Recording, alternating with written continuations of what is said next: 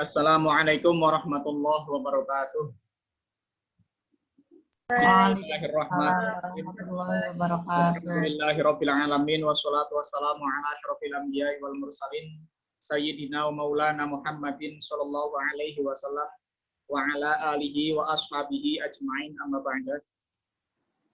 Pada pertemuan yang terakhir yang menjelang UAS, ada materi yang memang tugas saya untuk menjelaskan, yang kemudian konsepnya adalah konsep webinar, dalam artian bahwa boleh kelas lain untuk mengikuti perkuliahan akhir ini.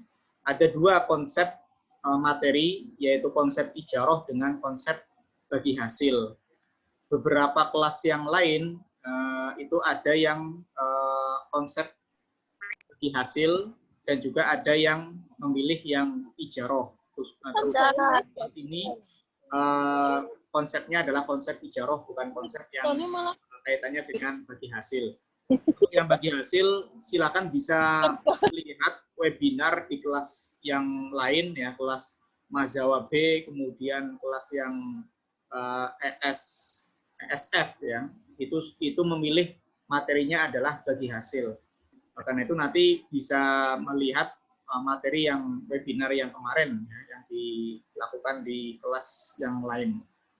Oke, kita masuk pada materi tentang konsep ijarah. Kita tahu bahwasanya filosofi adanya akad muamalah klasik tujuannya adalah untuk membantu antara kedua belah pihak yang saling membutuhkan barang atau membutuhkan manfaat dari barang itu, yang kemudian saling mengisi. Itulah yang kemudian diharapkan dalam akad muamalah, yaitu terjalinnya hubungan baik antar manusia, atau hablum minan nasnya itu terhubung menjadi baik. Nah, termasuk juga konsep ijarah. Ini juga di dalamnya ada membantu pihak lain untuk bisa mengambil manfaat dari suatu barang miliknya. Inilah yang kemudian kita akan bahas pada pertemuan kita ini, yaitu tentang konsep ijarah. Konsep ijarah, kalau kita lihat dari bahasanya saja, ya, ijarah itu secara bahasa itu artinya adalah sewa. Nah, artinya itu adalah sewa. Karena ijarah, maka berarti menyewakan. Jadi konsepnya adalah menyewakan suatu barang yang dimiliki oleh seseorang, yang itu nanti kemanfaatan barang itu akan dimanfaatkan oleh orang lain. Jadi kalau secara bahasa itu artinya adalah ongkos sebenarnya, ya, secara bahasa. Kalau secara istilahnya adalah akad yang dilakukan oleh seseorang terhadap manfaat yang memang harus diketahui, ya. Jadi akdun ala manfaatin. Pernah saya sampaikan bahwasanya di dalam sebuah definisi itu harus ada yang namanya jamik dan harus ada yang namanya manik. Jamik itu memasukkan segala kriteria yang bisa masuk ke dalam definisi, dan kalau manik itu adalah mengeluarkan segala sesuatu yang memang tidak masuk ke dalam kriteria definisi itu sendiri. Oleh karena itu nanti ada beberapa titik tekan di sini dalam definisinya. Pertama gini, akdun ala manfaatin. Jadi akadnya itu pada manfaat, bukan pada barang. Ya, jadi mengecualikan yang akadnya itu pada barang. Kayak misalkan jual beli itu kan pada barang. Sehingga itu bukan sewa menyewa. Tapi kalau sewa menyewa itu adalah akad yang dilakukan itu pada manfaat, ya, pada manfaat, dan tidak hanya manfaat yang sederhana, tetapi manfaat yang memang diketahui, maklum, sudah banyak orang tahu tentang kemanfaatan barang itu. Ya. Jadi bukan kemudian sesuatu yang masih tidak jelas kemanfaatannya. Makanya nanti nggak boleh kalau misalkan pada kemanfaatan yang tidak jelas, tidak rinci. Nah, itu yang nanti tidak diperbolehkan untuk disewakan. Kemudian juga kemanfaatan itu memang bisa dituju. Memang bisa ada maksudnya, ada tujuannya. Kenapa barang itu dimanfaatkan itu untuk apa? Ya, tujuannya apa? Itu ada. Ya, sehingga tidak bisa disewakan barang yang tidak memiliki tujuan. Untuk diambil manfaat itu tujuannya untuk apa? Kayak misalkan gini, misalkan ya, menyewakan lalat. Lalat buat apa? Nggak ada tujuannya menyewakan lalat. Tujuannya apa? Manfaatnya apa? Nah, itu. Kemudian qabilatin lil badli. Juga dapat diserah terimakan kepada orang lain. Jadi kemanfaatannya itu bisa diserah terimakan kepada orang lain. Kemudian juga menerima untuk boleh digunakan dengan membayar ganti. Ada ongkos gantinya. Ya, beda dengan yang pinjam meminjam ya. Kalau pinjam meminjam itu kan tidak ada penggantinya ya. Karena dia hanya meminjam terus kemudian nanti bisa mengembalikan barang itu secara utuh ya. Tapi kalau sewa menyewa itu ada ongkos untuk gantinya. Ya, ongkos gantinya itu ada. Yang kemudian ongkos ganti ini juga diketahui berapa, misalkan 1 jam itu berapa, 2 jam berapa, 1 hari berapa. Nah, itu adalah definisi secara istilahi atau secara syarak kaitannya dengan akad ijarah. Oleh karena itu, ada beberapa syarat-syarat yang harus dipenuhi oleh masing-masing pihak yang melakukan akad ini. Pihak yang pertama, mukjir. Mukjir itu adalah orang yang menyewakan barang, ya, menyewakan manfaat barang. Itu namanya mukjir. Sementara orang yang menyewa, yang mengambil manfaat dari barang itu namanya mustajir namanya. Syaratnya kedua belah pihak, baik itu mukjir, orang yang menyewakan ataupun orang yang menyewa, itu syaratnya harus rusdun. Rusdun itu pintar. Jadi gini, di dalam kedewasaan dalam Islam, itu ada setidaknya 3 hal kedewasaan dalam Islam itu. Pertama, tamyiz. Tamyiz ini adalah kedewasaan yang mendasar. Orang itu biasanya ini usianya, para ulama biasanya mematok usia tamyiz itu usia 7 tahun. Ya, usianya 7 tahun. Kenapa? Karena anak usia 7 tahun itu sudah mulai pintar ya, dalam pintar dasar ya. Dia bisa mengetahui bahwa itu api itu panas, ya, pisau itu berbahaya, ya, kemudian dan lain sebagainya yang sekiranya itu dia tahu secara mendasar, ya. Itu namanya tamyiz. Kemudian ada baligh. Baligh ini dianggap kedewasaan yang itu cakap untuk bisa melakukan ibadah mahdhoh. Ya, kayak sholat itu harus baligh. Tamyiz tidak bisa. Ya, wajibnya puasa, sholat itu ya harus baligh. Ya. Kemudian ada rusdun. Rusdun itu adalah kedewasaan yang sifatnya mental. Dia punya planning ke depan. Dia punya pandangan yang luas. Dia punya kepintaran untuk mengambil sikap. Nah, itu namanya rusdun. Termasuk juga orang nikah itu harus rusdun. Ya. Harus rusdun. Tidak cukup dia hanya tamyiz, tidak cukup juga dia hanya baligh, tidak cukup. Tetapi harus rusdun. Karena apa? Karena nikah itu kan permasalahan yang kompleks. Ya. Sehingga juga harus ada kepintaran, harus ada planning ke depan, harus ada pandangan ke depan. Nah, termasuk juga ini, sewa menyewa juga sama. Ya. Dia harus punya kepintaran, dia harus punya pandangan ke depan. Kenapa dia menyewakan itu? Untuk apa? Dan kalau dia menyewakan, terus bagaimana konsekuensi dan lain sebagainya. Makanya harus dimiliki oleh orang yang masing-masing pihak itu harus memiliki sifat rusdun, kedewasaan dari sisi kepintaran yang sudah lengkap, ya, pandangannya luas dan lain sebagainya. Kemudian tidak ada paksaan. Syaratnya itu tidak ada paksaan. Jadi memang kehendaknya sendiri, keinginannya sendiri untuk menyewakan manfaat barang yang dia miliki untuk dimanfaatkan oleh orang lain. Dan itu tidak ada paksaan sama sekali. Tidak ada ancaman sama sekali. Memang kehendaknya sendiri. Nah, oleh karena itu, dari definisi yang ada tadi, ada beberapa titik tekan atau kriteria-kriteria yang masuk ke dalam definisi.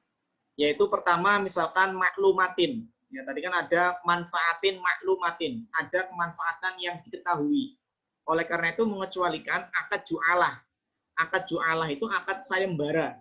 Misalkan ada orang gini, HP saya hilang, siapapun yang bisa menemukan HP saya maka, nah itu, ya, maka, nah ini akad ju'alah namanya. Nah itu kemanfaatannya tidak diketahui, ya, kemanfaatannya itu tidak diketahui, sehingga tidak termasuk ke dalam definisi dari akad ijarah. Kemudian ada bahasa maksudatin tadi, ada bahasa bahwa manfaat itu bisa ada tujuannya, ada maksudnya, ya, ada yang bisa dituju kemanfaatan itu. Oleh karena itu mengecualikan menyewakan sesuatu, manfaat barang, tetapi kemanfaatan itu tidak bisa dituju. Contoh misalkan ada orang menyewakan buah apel untuk dicium baunya, atau buah durian untuk dicium baunya. Silakan, ini ada apel, ada durian, saya sewakan baunya. Baunya disewakan ya. Kemanfaatan baunya apel, kemanfaatan baunya durian itu disewakan. Tujuannya apa? Untuk apa membaui atau merasakan bau apel, kemudian merasakan bau durian itu untuk apa? Kalau memang misalkan gini, ada tim medis yang menemukan penelitian bahwa bau buah apel atau bau buah durian itu dapat menyembuhkan sakit kepala misalkan gitu ya, atau menyembuhkan pilek ya misalkan, atau bisa menyembuhkan corona misalkan gitu ya, dengan mencium bau durian itu bisa menyembuhkan corona misalkan kayak gitu ya, misalkan ditemukan penelitian seperti itu, berarti menyewakan baunya apel dan menyewakan baunya durian punya tujuan. Nah, gitu, punya tujuan. Tapi kalau misalkan selama ini belum ada kemanfaatan yang dituju, buat apa? Itu makanya tidak boleh menyewakan manfaat bau buah apel atau buah durian, misalkan seperti itu. Kemudian ada kata-kata qaubilatin lil badli, bisa menerima untuk diserahkan kemanfaatan itu. Oleh karena itu tidak boleh ada atau tidak dianggap sebagai penyewaan, ya, yaitu menyewakan manfaatnya kemaluan. Misalkan perempuan menyewakan kemanfaatan kemaluannya, misalkan gitu ya, kayak misalkan pekerja-pekerja komersial ya, kemudian seks komersial atau PSK itu, ya, itu kan misalkan itu menyewakan kemanfaatan alat kelaminnya, itu tidak termasuk sewa itu. Secara syara itu tidak termasuk sewa. Di samping juga haram ya, karena itu adalah zina, maksiat. Juga di samping itu sistem ijarohnya, sistem sewa menyewanya juga tidak bisa.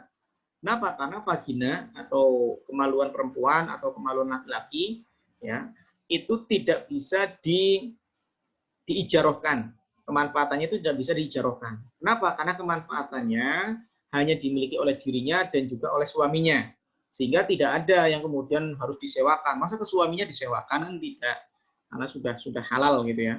Tapi kalau ke orang lain kan disewakan bahasanya. Dan itu tidak boleh. Karena itu tidak ada kemanfaatan yang bisa diserahkan kepada orang lain. Oleh karena itu dikecualikan gitu ya. Bukan sewa menyewa namanya.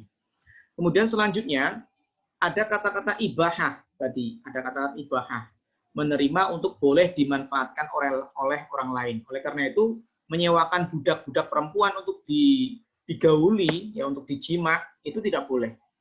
Misalkan ada orang punya beberapa budak, ya, budak ini disewakan kepada orang lain untuk silakan digauli, ya, itu tidak boleh itu, ya, atau tidak dianggap sebagai kemanfaatan yang bisa diserah terimakan kepada orang lain. Kemudian ada kata-kata bi'iwadin. Iwad ada penggantinya. Itu mengecualikan yang pinjam meminjam tadi yang saya sampaikan. Jadi orang meminjam itu tidak ada iwadnya, tidak ada ganti, ongkos gantinya itu nggak ada. Nah, kalau sewa menyewa kan ada ongkos gantinya, makanya akad pinjam meminjam itu tidak bisa dimasukkan ke dalam sewa menyewa. Kemudian ada bahasa bimaklumin, ongkosnya diketahui. Itu mengecualikan pengganti dari akad musakoh. Akad musakoh ini untuk yang webinarnya akad muamalah klasik yang kelas lain yang kemarin, ya, itu memilih materi webinarnya adalah tentang bagi hasil. Di antara materi tentang bagi hasil itu adalah akad musakoh. Akad musakoh itu adalah ada orang punya lahan, ya, jadi ada orang punya lahan tanah, dan di situ sudah ada tanaman kurma, tanaman anggur, sudah ada di tanah itu. Kemudian si pemilik tanah yang di dalam tanah itu ada kurma dan anggur, kemudian menyerahkan kepada orang lain untuk dijaga kurma dan anggurnya itu. Tolong, ini saya akad musakoh kepadamu, tolong dijaga pohon kurma dan pohon anggurnya. Nanti kalau panen kita bagi hasil. Nah, gitu. Kalau panen kita bagi hasil. Nah, itu namanya akad musakoh. Nah, ini dari sistem bagi hasil, akad musakoh ini lebih ringan dibandingkan akad mukhobaroh dengan akad muzaroah. Ini lebih ringan ya, lebih mudah. Kenapa? Karena tanah sudah ada, tanaman sudah ada, tinggal dijaga saja. Kemudian akad ijaroh, akad sewa menyewa ini tidak sah kecuali harus ada ijab dan qabul, harus ada transaksinya. Tidak boleh kemudian langsung begitu saja orang itu dianggap menyewa, itu tidak bisa. Jadi harus ada transaksi yang memang, ya transaksi ini bergantung dengan kondisi ya, bergantung dengan situasi dan kondisi. Ada yang mungkin transaksi ini bisa ketemu langsung, ada yang kalau yang sekarang itu tidak bertemu langsung, gitu ya. Kalau dulu memang konsepnya adalah bertemu langsung, ya, karena memang tidak ada alat komunikasi yang bisa jauh gitu ya, sehingga harus ketemu tentunya ijab qabul, serah terima. Jadi saya menyewakan barang ini dan saya terima ini, saya sewa barang ini. Nah, itu ada ijab qabul sehingga dianggap sebagai transaksi ya. Akadnya di situ, akadnya itu adalah ijab qabul. Kemudian selanjutnya ada kaidah yang harus dipahami di sini. Jadi kaidah dalam akad ijarah itu adalah kulluma amkanal intifa' bihi ma'a baqa'i ainihi sohat ijaratuhu. Setiap sesuatu, ini konsep ijarah secara kaidah ya. Segala sesuatu yang bisa diambil manfaatnya dan manfaat itu tidak mengurangi barang fisik dari barangnya, ya, hanya manfaatnya saja. Jadi segala sesuatu yang kemanfaatannya itu bisa diambil, ya, bisa diambil kemanfaatannya, dan dari kemanfaatan yang diambil itu tidak mengurangi sama sekali bentuk fisik dari barangnya, maka segala sesuatu itu bisa disewakan, bisa diijarahkan dan sah gitu ya. Tapi kalau misalkan tidak bisa diambil manfaatnya atau bisa diambil manfaatnya tetapi bentuk fisiknya berkurang. Kayak misalkan menyewakan lilin untuk dinyalakan.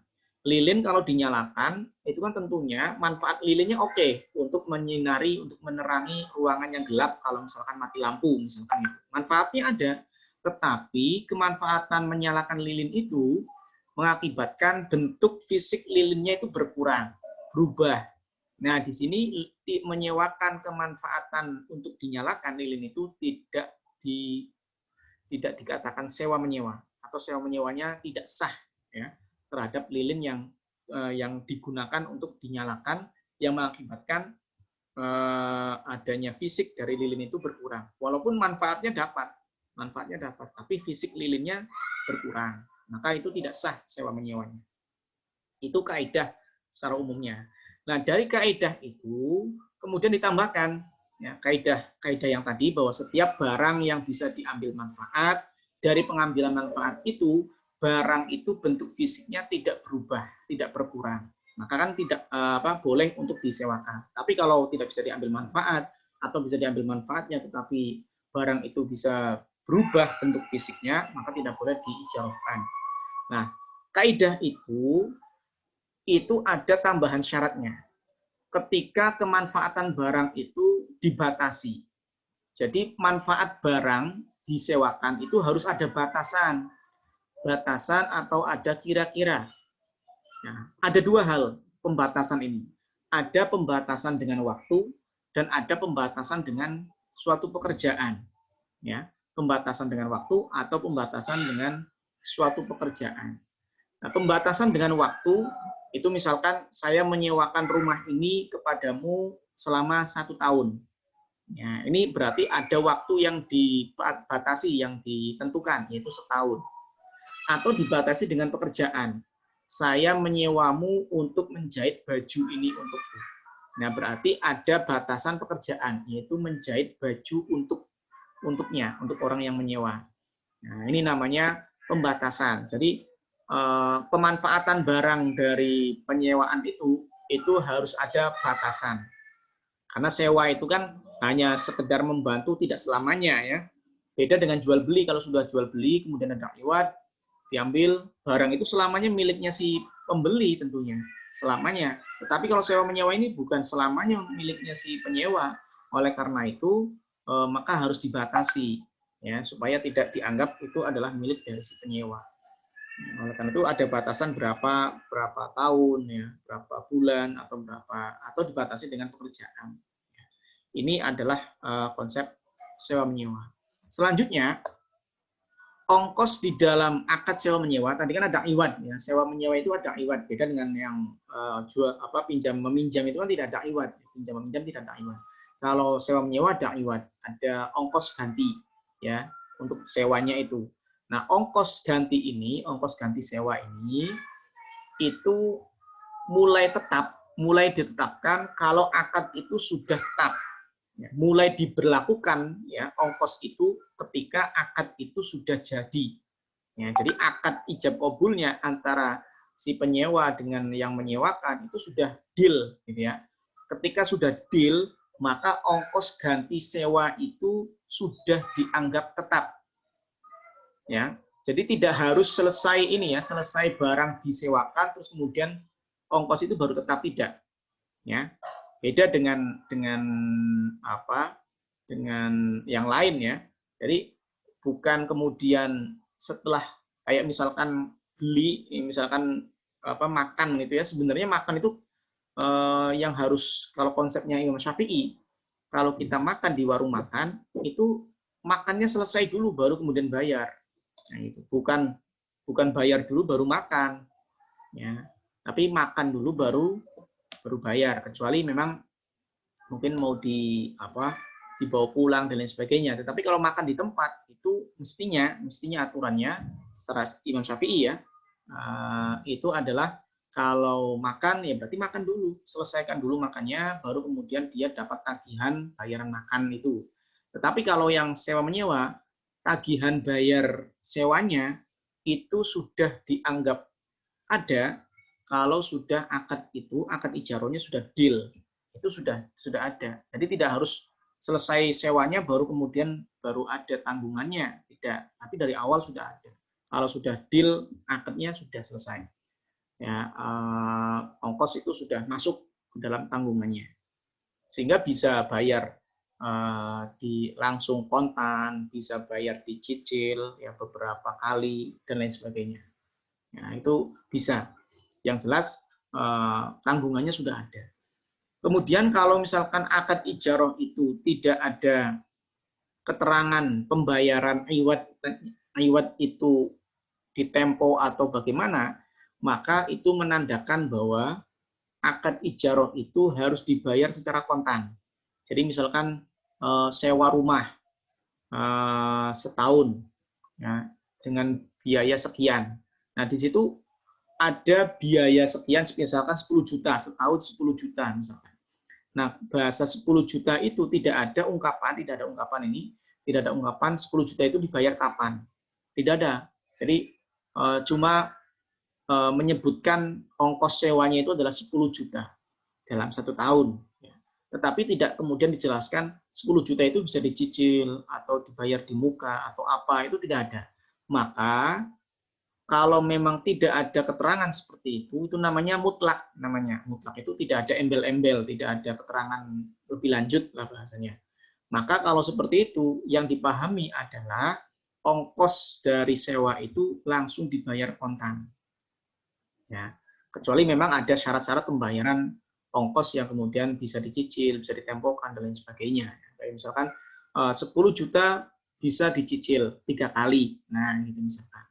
Kalau misalkan bisa dicicil 3 kali, ya bagi si orang yang menyewa bisa mencicilnya memang 3 kali atau mencicilnya 2 kali atau sekaligus bayar. Nah, itu ketentuan kaitannya dengan pembayaran atau mengganti rugi atau iwad dari ijarohnya itu. Kemudian selanjutnya pembatalan akad ijaroh itu pada saat kapan?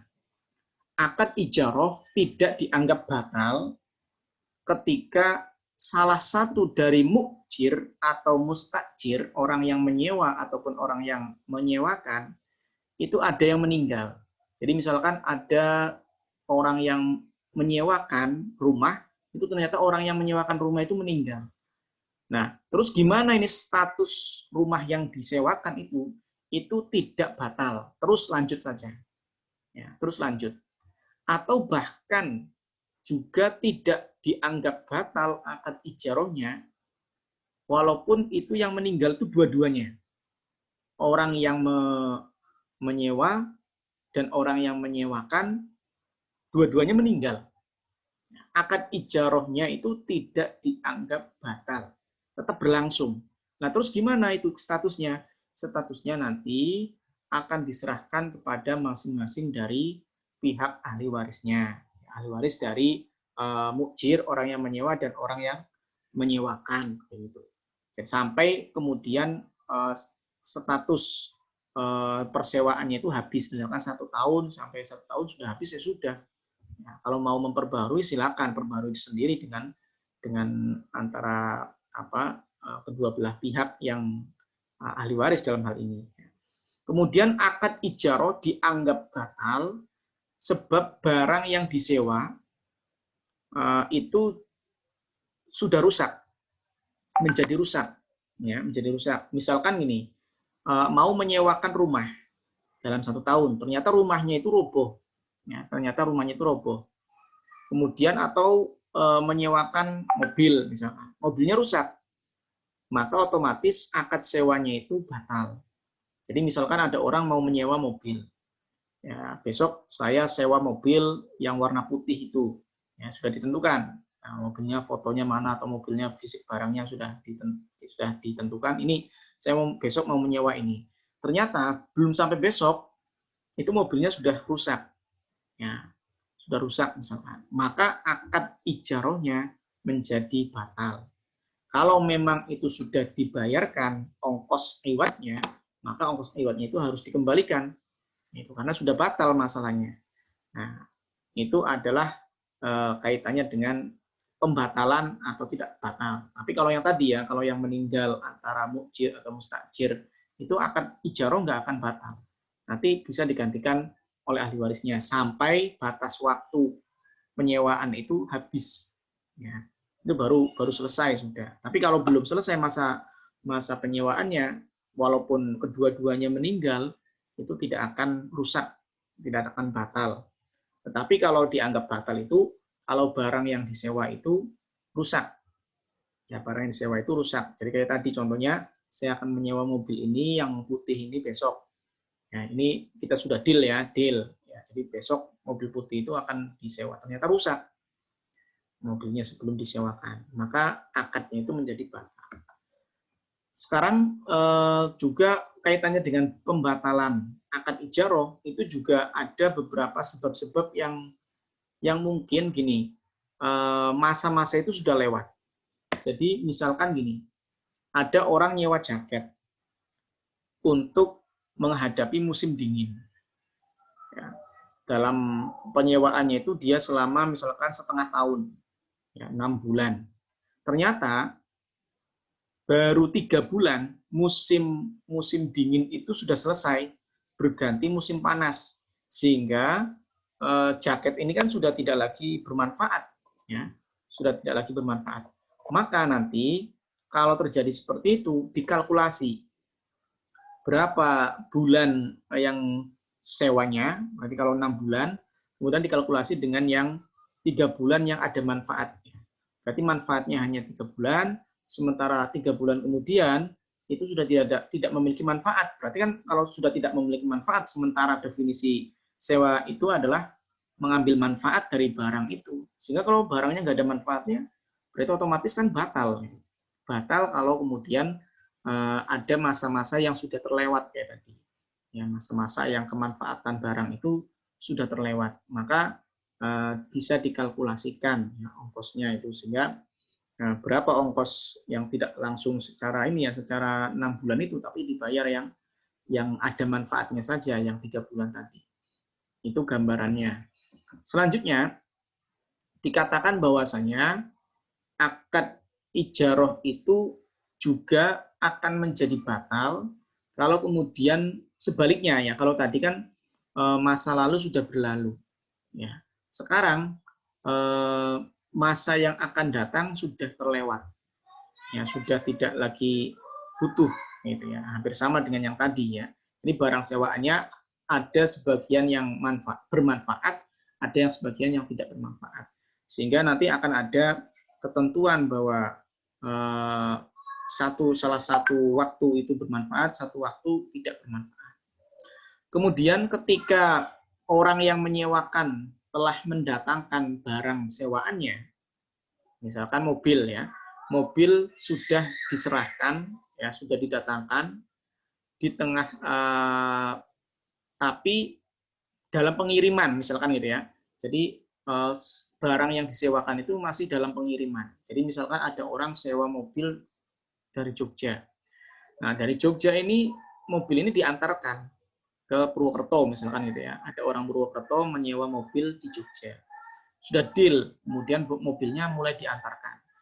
Ternyata di tengah perjalanan, misalkan di Kebumen, misalkan, ternyata di tengah-tengah itu rusak.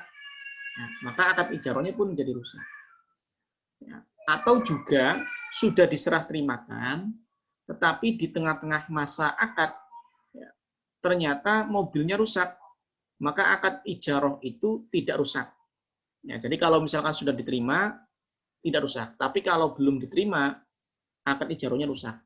Ya, kalau misalkan tadi ya, contohnya ada orang Purwokerto menyewa mobil dari Jogja, kemudian dari Jogja itu kemudian mengirimkan mobil itu ke Purwokerto, tetapi sampai di Kebumen belum diserah terimakan, berarti yang belum sampai ke Purwokerto, itu sudah rusak. Maka berarti akad ijarahnya batal. Tetapi kalau mobilnya sudah di Purwokerto, sudah diterima kuncinya, sudah serah terima, sudah difoto misalkan apalagi ya, itu sudah ada, terus kemudian ternyata dalam penyewaan, di tengah-tengah penyewaan itu mobilnya rusak, maka akad ijarahnya itu tidak dianggap rusak. Bahkan bagi yang menyewakan, itu harus mengganti mobil yang rusak tadi. Jadi misalkan tadi mau menyewa mobil dari Jogja, kemudian sudah sampai ke Purwokerto, sudah diterima, ternyata besoknya mobilnya rusak. Dan tentunya rusak ini tidak dalam sembrono ya, tidak dalam sembrono. Maka mobil yang rusak itu harus diganti, ya ganti, mungkin ditukar dengan mobil yang lain. Gitu ya. Jadi ada akad ijarah yang kemudian batal kalau memang barang yang disewakan belum diterima, tapi kalau sudah diterima, maka ini kalau rusak, maka bisa kalau memang kerusakan itu tidak sengaja, ya, tidak secara teledor, tidak sembrono, maka yang menjadi tanggungan untuk menggantinya adalah dari pihak yang menyewakannya, itu dari pihak Jogja kalau dalam hal ini contohnya. Kemudian kalau kekuasaan orang yang disewa terhadap barang yang disewakan adalah kekuasaan yang berupa amanah. Jadi orang yang menyewa, ya, orang yang menyewa, tadi kan orang menyewa mobil dari Jogja, berarti dari Purwokerto orangnya, ya, orangnya yang menyewa itu dari Purwokerto, yang menyewakan itu dari Jogja. Nah berarti orang yang di Purwokerto itu adalah orang yang memiliki kekuasaan terhadap barang yang disewakannya itu. Dan kekuasaannya berupa amanah. Sehingga kalau berupa amanah, maka dari pihak Jogja mempercayakan secara penuh penggunaan kemanfaatan dari mobil tadi ya untuk dimanfaatkan oleh orang yang ada di Purwokerto. Kalau terjadi kerusakan, maka tidak mengganti rugi. Tetapi kalau terjadi keteledoran, kecerobohan, mobilnya kapasitasnya 7 orang kok diisi dengan orang misalkan 10 orang gitu ya. 7 orang tetapi barangnya banyak sekali misalkan gitu. Akhirnya mobilnya rusak. Nah, dari inilah kemudian orang yang menyewa itu harus mengganti rugi barang sewaan itu. Itu adalah materi tentang ijarah, ya, tentang menyewa. Nah, materinya sudah selesai. Nanti silakan kalau mau ada yang bertanya, silakan kita melalui Zoom atau kita pindah ke WA Group boleh. Silakan disepakati saja mau langsung ke Zoom ini atau lewat WA Group juga boleh. Nanti kalau misalkan grup kita tutup lewat Zoom-nya, kita pindah ke grup. Kalau memang seperti itu. Silakan.